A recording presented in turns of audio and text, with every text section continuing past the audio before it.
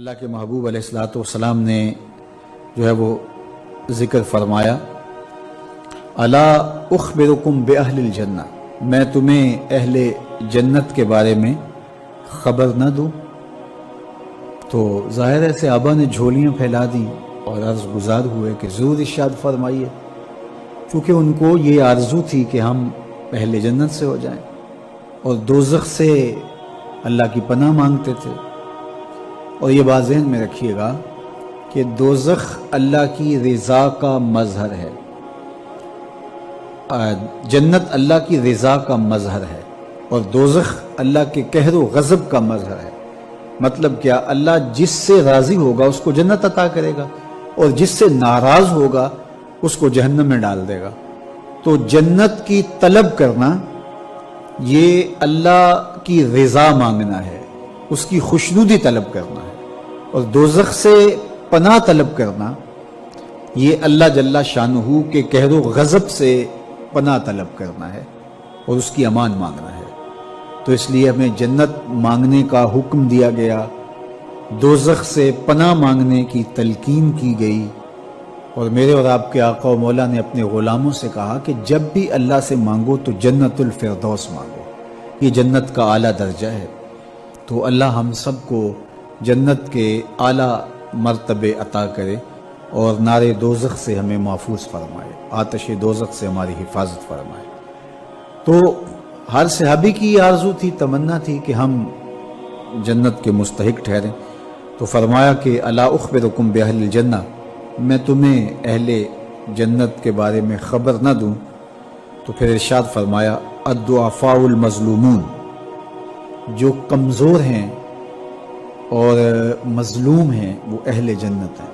ایمان کی شرط کے ساتھ۔ جو مسلمان کمزور ہیں، ظلم و ستم سہتے ہیں، تو آقا کریم نے فرمایا کہ وہ اہل جنت ہیں، چونکہ بہت سارے ان کے گناہ، ان کا کفارہ ان پر ہونے والے ظلم بن جاتے ہیں۔ تو اسی طرح مسلمان جب ظلم اور جبر سہتا ہے تو یہ اللہ جل شانہ اس کو اس کے بدلے میں، اس کے صلے میں جنت عطا کرتا ہے۔ اہل ایمان کو دنیا میں جو تکلیفیں پہنچتی ہیں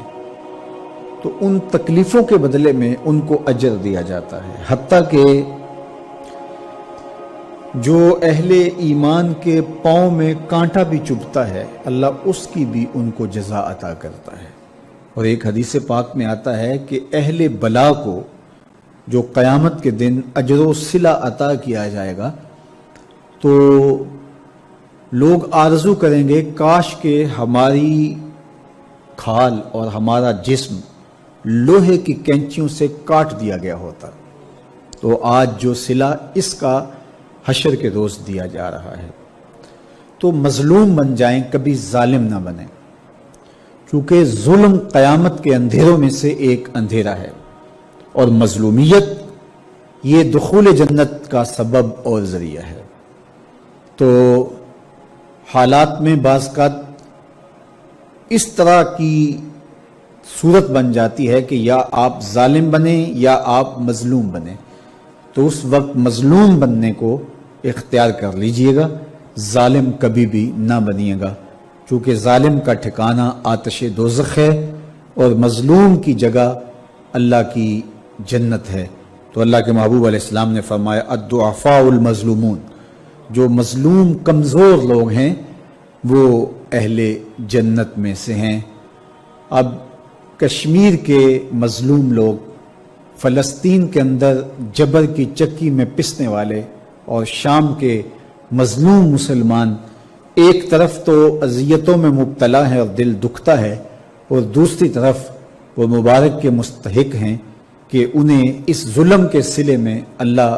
جنت کی نعمتیں عطا فرمائے گا اور اپنی کرم نوازیوں سے ان کو نوازے گا۔ تو میرے اور آپ کے آقا و مولا نے ارشاد فرمایا کہ ایک تو ضعیف جو مظلوم ہیں، پھر ارشاد فرمایا الا انبئکم باہل النار، میں تمہیں اہل نار کے بارے میں، دوزخیوں اور جہنمیوں کے بارے میں خبر نہ دوں؟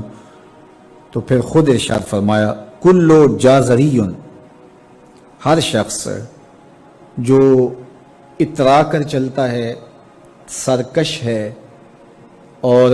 عقول اور شروب لکھا ہے اس کی شرح کے اندر، جازری کی تشریح کے اندر، ہر وقت کھاتا پیتا رہتا ہے، اس کی زندگی کا مقصد ہی جو ہے وہ نفس کی خواہشات کی تکمیل ہے، کھانا پینا اور شہوات کی تکمیل، تو وہ دنیا کے اوپر چلتا پھرتا ایک درندہ اور حیوان ہے۔ انسانی قدریں کیا ہے اور زندگی گزارنے کا ڈھب اور سلیقہ کیا ہونا چاہیے اس کو اس کی پرواہ نہیں، بلکہ وہ متکبر، سرکش اور ہر وقت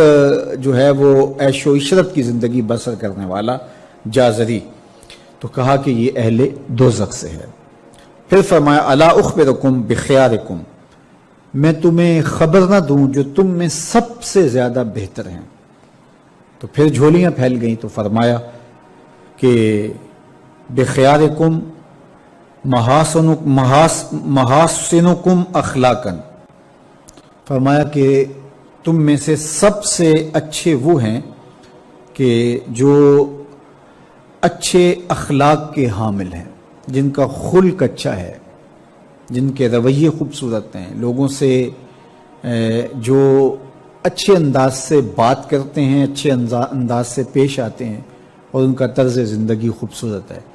تو اچھے اخلاق کا حامل ہونا یہ اچھے ہونے کا ثبوت اور دلیل ہے۔ اور پھر آقا کریم علیہ السلام نے فرمایا الا انبئکم بشرارکم، میں تم میں سے جو شریر ترین لوگ ہیں ان کی خبر دوں،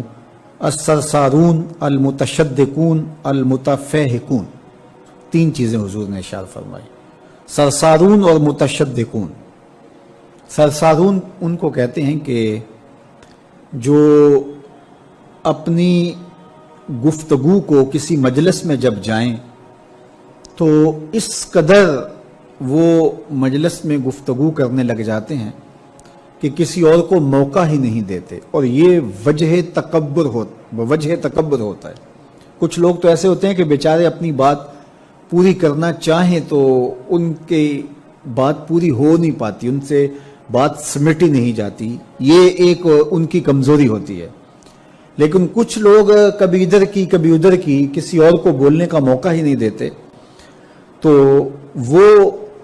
ہمیشہ بولتے رہتے ہیں، اور یہ تکبر کی وجہ سے جس طرح اپنے آپ کو عقل کل سمجھتے ہیں، اور ایسے لوگ آپ معاشرے میں دیکھتے ہیں۔ علماء نے کہا کہ اس سے وہ لوگ خارج ہیں کہ جن کو خاص طور پہ مدعو کیا گیا ہو کسی موضوع پہ بات کرنے کے لیے، اور سارے لوگ خاموش بیٹھ کے سنیں اور وہ بات کریں۔ تو کسی سے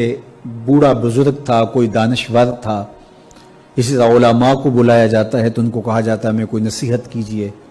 تو وہ بات کرتے ہیں تو لوگ از خود ان کو سننے کے لیے آمادہ ہوتے ہیں اور تیار ہو کے بیٹھے ہوتے ہیں، تو وہ آدھا گھنٹہ پونا گھنٹہ وہی بولتے رہتے ہیں۔ تو کہا اس میں وہ شامل نہیں ہیں، یہ وہ لوگ ہیں کہ جب مجلس ہو رہی ہو تو سب لوگوں کو برابر بولنے کا حق ہوتا ہے، اور کچھ لوگ تکبر کی وجہ سے بولتے ہی رہتے ہیں، اور وہ سمجھتے ہیں کہ بس مجھے ہی حق ہے بولنے کا، اور وہ کسی کو موقع نہیں دیتے، اور کوئی بولے تو پھر اس کی بات کاٹ کے بولنے لگ جاتے ہیں۔ اور اسی طرح جو ہے جب بولتے ہیں جو ہے وہ ان کا ایک وصف یہ بتایا گیا کہ المتشدقون المتفہقون، کہ وہ باتوں کو جو ہے وہ زبان کو منہ میں پھیر پھیر کے، ایک روایت میں آتا ہے جس طرح وہ گائے زبان منہ میں پھیرتی ہے، اس طرح وہ منہ میں زبان پھیر پھیر کے، لفظ تراش تراش کے، اور منہ کو ٹیڑھا ٹیڑھا کر کے بات کرتے ہیں، اور وہ مشکل سے مشکل لفظ بول کے، غریب سے غریب الفاظ، اجنبی الفاظ بول کر کے، اور اصطلاحات بول کر کے لوگوں پر اپنے علم کا، اپنی بلاغت کا روب جمانے کے چکر میں لگے رہتے ہیں۔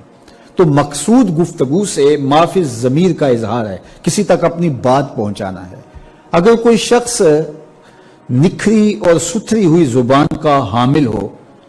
وہ الگ بات ہے، ظاہر ہے وہ بولے گا تو اس کی گفتگو ہی خوبصورت ہوگی، اس میں اس کو تکلف نہیں کرنا پڑے گا، خود بخود الفاظ، تراکیب اس کے پیچھے بھاگتی رہیں گی اور وہ خوبصورت کلام کرنے کا عادی ہے اور وہ کرتا رہے گا. وہ تو ایک امر آخر ہے. لیکن یہاں وہ لوگ مراد ہیں کہ جو خام خواہ کا تکلف کرتے ہیں اور زبان کو بل دے دے کے اور منہ بگاڑ بگاڑ کے